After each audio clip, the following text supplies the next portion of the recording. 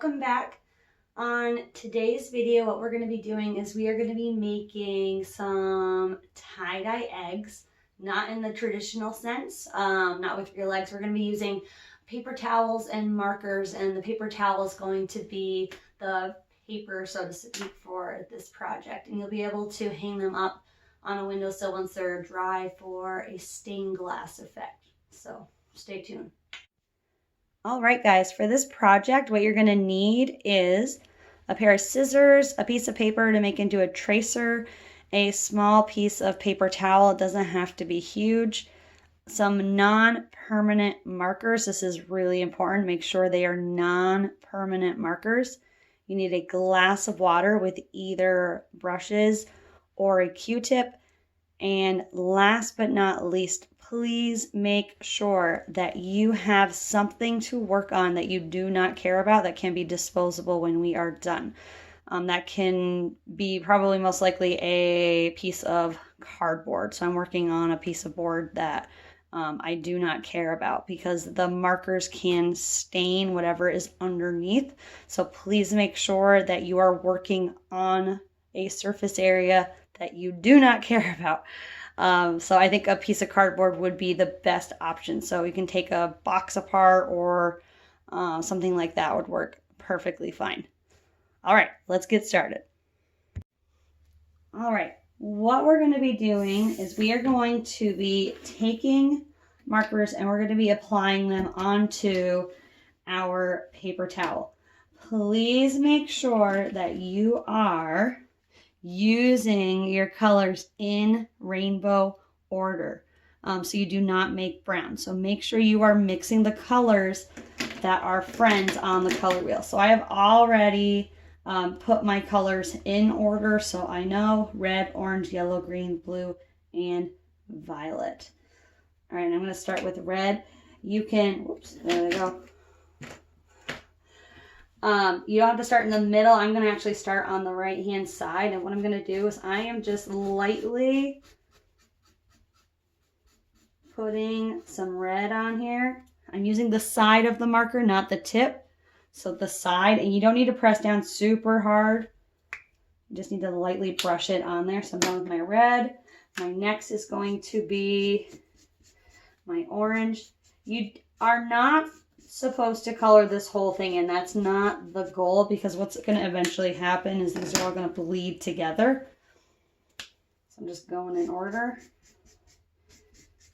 and I'm going to finish up here.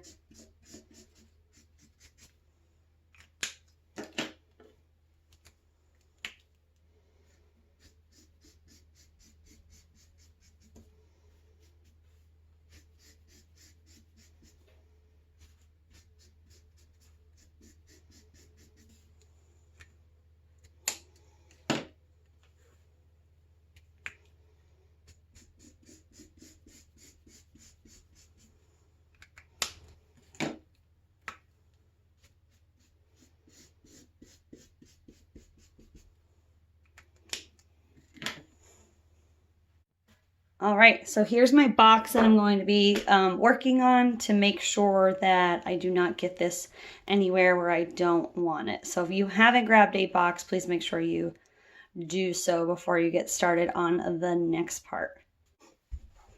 All right, so for the next part, what you're going to be doing is you're going to be taking a brush or brushes in water, and you're just going to be letting the droplets fall on top of this. So I'm not actually painting this. I'm just letting the water fall off the brush and hit the paper towel. And what's going to happen is the water is creating a path for the marker to bleed into. So as long as there's water there, the color is going to follow along. And if you've gone in the right order, all of these colors will hopefully play nice with one another.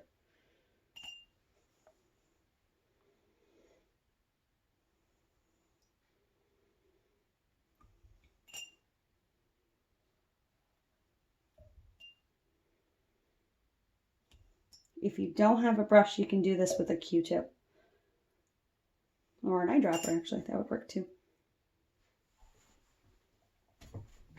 All right, please let this dry in a safe place.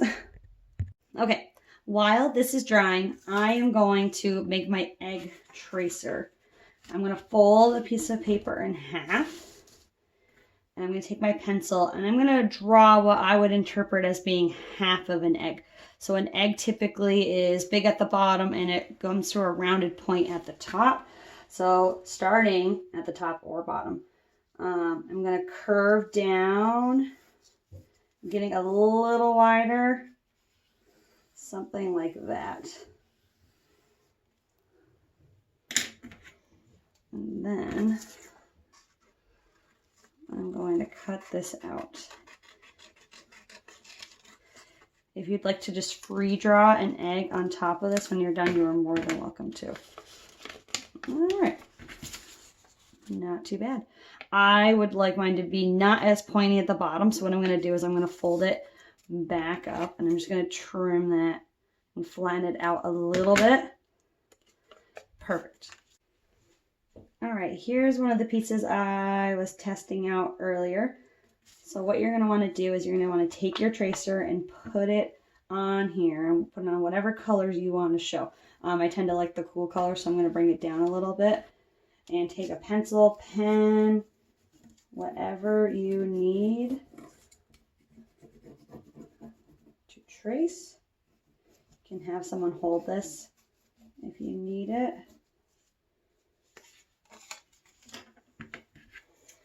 And then carefully, you're going to cut this out. Please make sure it is completely dry before doing any of this.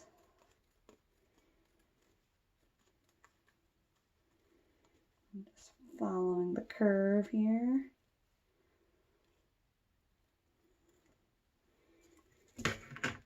And there you go.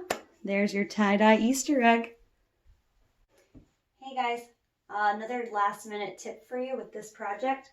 If you are not feeling the entire rainbow spectrum, feel free to mix either the warm and the cold colors together and you'll get that same tie-dye look without getting any brown in it, hopefully.